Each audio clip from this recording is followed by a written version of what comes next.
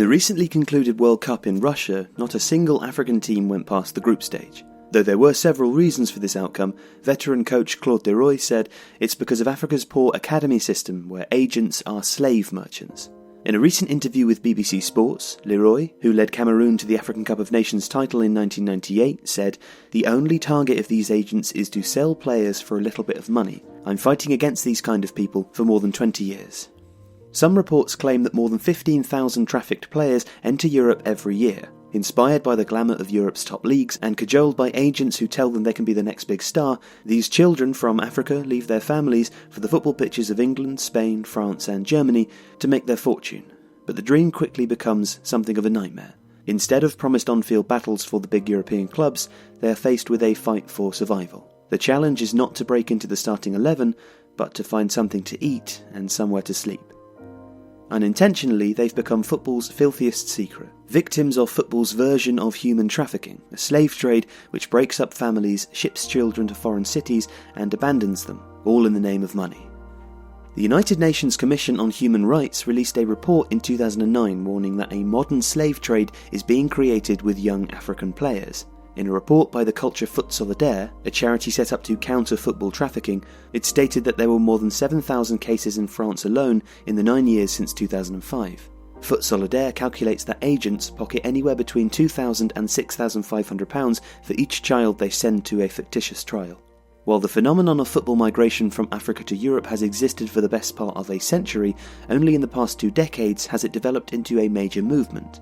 Strong performances by African teams in the World Youth Championships in the late 1980s and early 1990s awoke the world to the emerging talent on the continent. This was accelerated by EU rules on free movement that lifted the quotas on the number of overseas players a club could play or employ. In 2003, FIFA introduced Article 19, a law which made it illegal for players under the age of 18 to be transferred across international borders. In 2009, FIFA revealed that 500,000 players under the age of 18 were still being sold to clubs.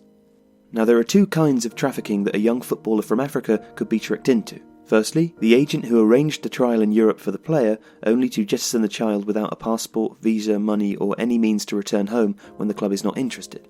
The second, an agent asks the family to raid their life savings so they can purchase the player travel for trials with some of Europe's biggest clubs. As soon as the boys leave the departure gate, the agent disappears. This lawlessness of agents in Africa is a clear reflection of the dismal infrastructure and governance at academy level. There is a 3-tier system. At the bottom lie the roadside academies. They're not recognised by the FA and are called illegal. Any trade made by these academies on players cannot be checked by the respective FAs. Small clubs come in the middle tier. They are recognised clubs with a single agenda, to produce young players to sell to Europe. At the top are academies with serious financial muscle provided by European clubs and corporate sponsors. This has led to a raft of academy charities arguing that the European-style academy system in Africa is responsible for a new wave of neo-colonial exploitation. And the accounts of these boys only come forward if they are contacted by organisations such as Foot Solidaire. At the age of 15, a boy from Yaoundé in Cameroon left his home and family in pursuit of greatness. An agent asked his parents for their fake death certificates so a club could sign their child. The agent took all of the money he had, his passport, his birth certificate and return plane tickets upon his arriving in Paris. He was eventually forced into prostitution by the same agent, and this isn't even an uncommon story. For those interested in this dark side of the beautiful game, the superbly researched book The Lost Boys, Inside Football's Slave Trade by investigative sports writer Ed Hawkins looks at the issue in more detail and is one of the most captivating investigative works on football in recent years.